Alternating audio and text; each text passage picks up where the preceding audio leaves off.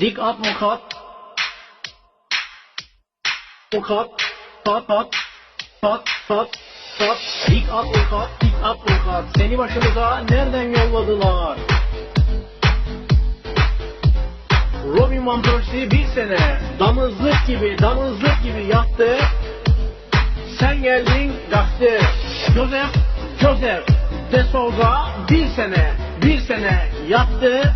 Sen geldin kalktı. Pereira'yı Allah'a şükür yollattık. Yerine sen geldin. Büyük adamsın Dik Reis. Dik advokat. Bu takım bir sene gol atmadı. Sen geldin attı. Dik advokat. Musa Roşat'a kalktı. Musa attı. Dik advokat. Manchester'dan 4 yedik. Gene de pes etmedik. Bugünleri bekledik.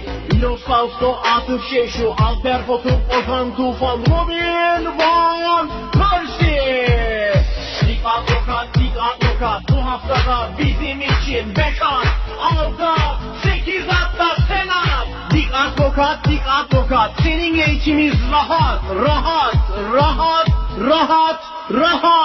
Avukat 5 at, 6 at, 8